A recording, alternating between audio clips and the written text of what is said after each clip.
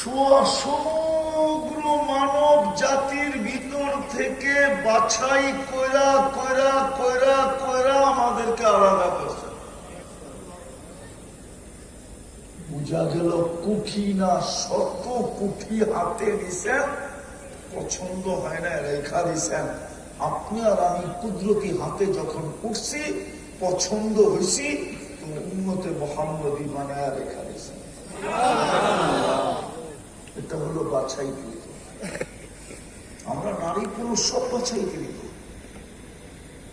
তিন কারণে আমাদেরকে সুযোগ দিতেছেন। যদি প্রশ্ন করি উদ্দেশ্য কি, বলবে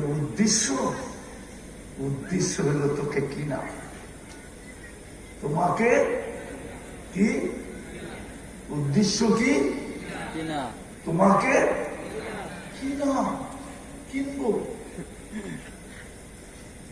কিনবো, এটাই উদ্দেশ্য, আর কিচ্ছু না।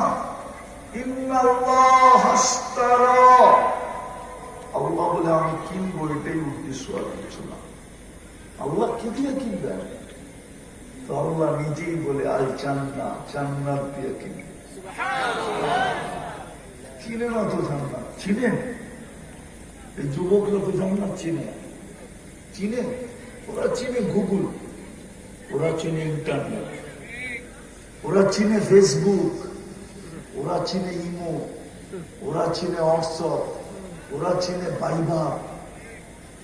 ওরা জান্নাত তো চিনে না, আপনারা চিনেন? আরে পুরুষরা চিনেন জান্নাত? পুরুষরা তো জান্নাত চিনে না, চিনেন? আমার জাতি তো জান্নাত চিনে না, এমনকি আমাদের মা বোনও জান্নাত চিনে না। কসম খোদা, যদি চিনত তাহলে আমাদের ঘরগুলা দুই জিনিস থেকে শূন্য হতো। দুই লানত আমাদের ঘরে হতো না। আমাদের প্রত্যেকের ঘরে দুইটা লানত আছে। কয়টা? কয়টা? রাগ হয়ে যাবে বলবো? একটা হলো চাহিদা, আর একটা হলো অভিযোগ। পাওয়ার জন্য প্রতিদিন নিত্য নতুন চাহিদা, এটা হলো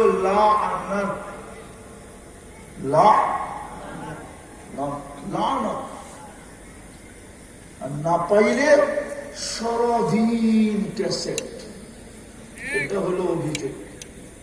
না পাইলে সারাদিন কি? সারাদিন। এমনকি সন্তান